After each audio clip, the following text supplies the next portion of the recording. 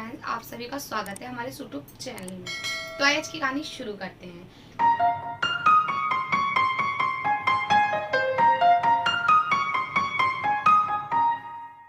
कहानी का नाम है क्या कहेंगे लोग। शशि जी और उषा जी दो सगी बहनी हैं, लेकिन लगती नहीं है क्योंकि ना तो उनकी शक्लें मिलती हैं और ना विचार।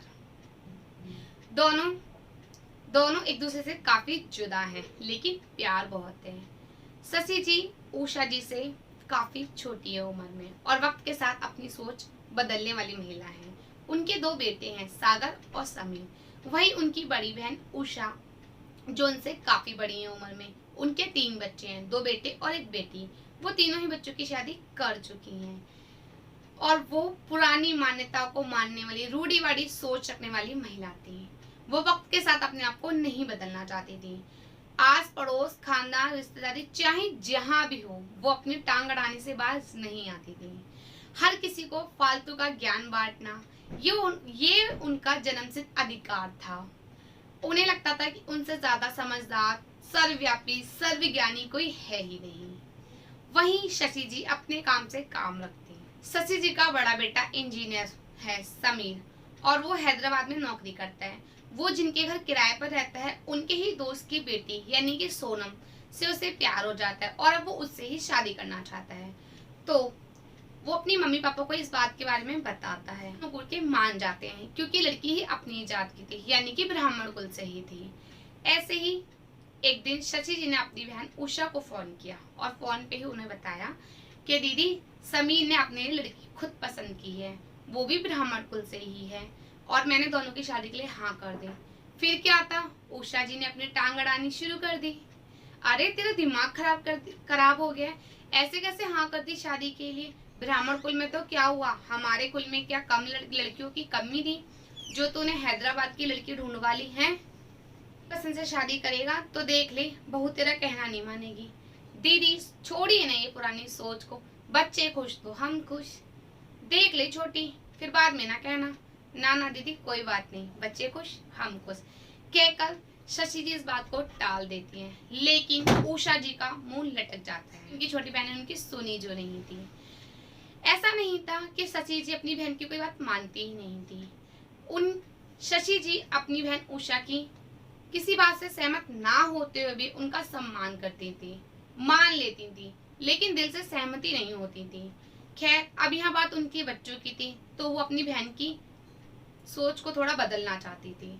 इसीलिए उनके बेटे समीर ने जब अपनी पसंद यानी कि सोनम उनके घर वालों को दिखाया, तो शशि जी ने बगैर किसी नानूपुर के हाँ कर दी शादी के लिए और अपनी बहन उषा जी के घर कार्ड भिजवा दिया और उषा जी भी शादी में शामिल हुई। लेकिन पूरी शादी में उनका मुंह फूला ही रहा। मुंह दिखाई की रस्म भी उन्होंने सिर्फ खाना पूर्ति के लिए ही की और अगले दिन अपने घर वापस चली गई। ऐसे ही देखते देखते 1 साल निकल गया। लेकिन एक दिन शशि जी ने अपनी बहन उषा जी को दोबारा फोन किया। दीदी, सागर के लिए हमने एक रिश्ता ढूंढा है। आपने शादी.com तो सुना ही होगा, वहीं पर रजिस्ट्रेशन कर दिया है। अब देखते हैं कब तक लड़की मिलती है। छोटी तो लड़के वाले होकर लड़की खुद से ढूंढ रहे। अरे लड़की वाले चल कर आते हैं लड़के वालों के यहाँ। तो क्या हुआ दीदी, एक अच्छी और समझदार बहू ढूंढने के लिए अगर मुझे खुद लड़की वालों से बात करनी पड़े तो इसमें कैसी नाक कटने वाली बात है? तुझे कुछ नहीं पता। और ये क्या मुआ.com .com लगा रखा है? अरे हमारी जात बिरादरी में जगह कम है क्या? वहां ढूंढ, एक से एक लड़कियां हैं। बल्कि मैं तो कहती हूँ इनके दोस्त ना, तेरे जिया जी के दोस्त सुधा, उनकी बेटी से शादी कर दे। मुझे तो बहुत अच्छी लगती है। कई बार ना उन्होंने बात भी चलाई है, मैंने बातों बातों में हाँ भी कर दिए। तू बोल तो तुझे दिखा दूं। नहीं नहीं दीदी, मैं शादी सागर की पसंद की ही करूंगी। सागर चाहता है कि चार्टर्ड अकाउंट जो उसका काम है उसी काम की लड़की मिल जाए, ताकि दोनों साथ मिलकर अपनी खुद की फैक्ट्री खोले और काम को आगे बढ़ाएं। इसीलिए मैंने शादी.com पे रजिस्टर कर दिया है।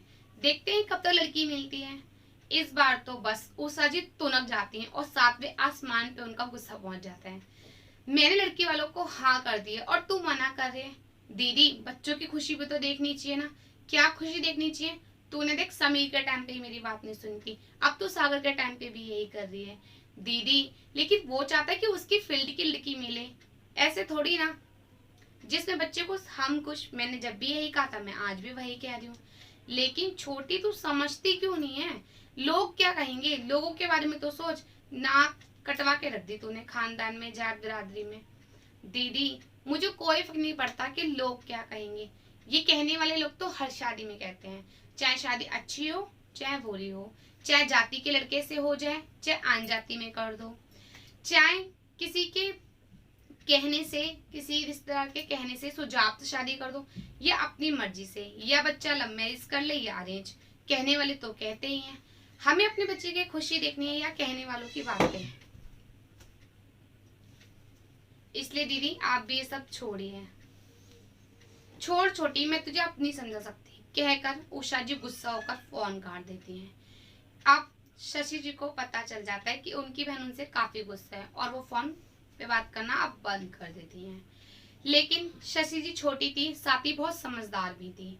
कुछ दिन बाद शादी.com पे उन्हें एक लड़की अपने सागर के लिए मिल गई और उन्होंने रिश्ता तय कर दिया। शादी का कार्ड लेकर वो अपनी बहन उषा जी के घर आई। दीदी देखते ही उषा जी ने शशि जी को ताना मारा, अरे आ गई शादी.com। दीदी से गले मिलते हुए और उसका हाथ में हाथ लेते हुए शशि जी ने बड़े ही प्यार से कहा, दीदी बच्चे खुश हम खुश, हर बार यही कहती हूँ, आज भी यही कहूंगी। क्या फर्क पड़ता है कि लोग क्या कहेंगे, आप इतना क्यों सोच रही हो? और देखो, आपने तो खुद अपनी बड़ी बेटी की शादी अच्छे से देखकर समझकर अपनी जात बिरादरी में की थी, आपके किसी रिश्तेदार ने बताई थी, आपने वहीं की थी। लेकिन फिर भी देखा ना कितना बवाल हुआ था उसकी शादी में, आपके खुद के देवर देवरानी ने कितना हंगामा खड़ा किया था। और कुछ लोग तो पीठ पीछे यही बातें बना रहे थे कि ये लव मैरिज है, इससे आपने अरेंज करा है और आप सब कुछ छुपा रही हो। दीदी ये लोग हर शादी में कहते हैं, हमें अपने बच्चे की खुशी देखनी है ना।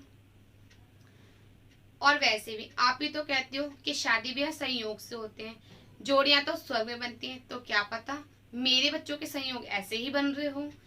क्या पता कि समीर की किस्मत में यही लिखा हो कि वो खुद लड़की पसंद करेगा, सागर की किस्मत में ये हो कि शादी.com से हमें लड़की मिलेगी। संयोग की बात है दीदी, अब क्या फर्क पड़ता है कि ये संयोग कहाँ से बन रहा है। इस बार वो काफी समझाती हैं। अब उषा जी के बाद थोड़ी थोड़ी समझ में आ जाते हैं, लेकिन वो ठहरी बड़ी, कैसे अपना बड़प्पन छोड़ देती। फिर भी वहीं की वहीं ऐट, लेकिन धीमे से स्वर में कहती हैं, चल ठीक है जैसे तुझे अच्छा लगे। अच्छा कब की शादी की डेट फिक्स की है?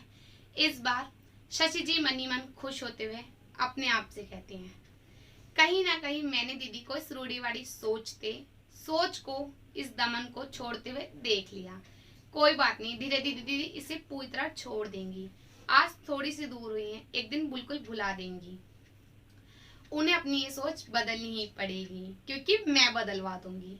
अब शशि जी अपनी बहन उषा जी से कहती हैं, दीदी मैं तो आपको मना के अपने घर अब भी लेने आई हूँ, ताकि शादी के 15 दिन पहले से आप सब कुछ काम संभालो। आपकी छोटी आपके बगैर सारे काम कैसे संभालेगी? और दोनों बहनें खिलखिला के गले मिल जाती हैं। तो फ्रेंड्स ये कहानी यही एंड होती है। इस कहानी के उद्देश्य से मैं आपको यही समझाना चाहती हूँ कि आपने एक कहावत शुरू से बचपन से सुनते चले आ रहे हैं हम लोग कि जोड़ियां ऊपर से बनती हैं, शादी ब्याह संयोग से होती हैं। तो क्या फर्क पड़ता है कि ये शादी ब्याह कैसे हो रही है, ये लव है या अरेंज मैरिज है, किसी ने बताई है या हमने शादी.com से करी है, क्या फर्क पड़ता है? फर्क पड़ता है कि लड़का लड़की एक दूसरे के साथ खुश हो, उनकी शादीशुदा जिंदगी अच्छी हो, हम हमारे बच्चों के साथ प्यार से रहें, एक दूसरे में समर्पण हो, रिश्तों में त्याग हो, एक दूसरे के लिए फिक्र हो और रिश्ते ताउम्र प्यार के साथ ऐसे ही निभते चले जाएं। फर्क इस चीज से पड़ता है। फ्रेंड्स उम्मीद करती हूँ कि आपको मेरी कहानी अच्छी लगी होगी। अगर अच्छी लगी है तो लाइक कीजिएगा, चैनल को सब्सक्राइब कीजिएगा और नीचे कमेंट जरूर कीजिएगा। चलिए फ्रेंड्स इसी के साथ मैं आपसे दोबारा मिलूंगी, तब तक ले राधे राधे।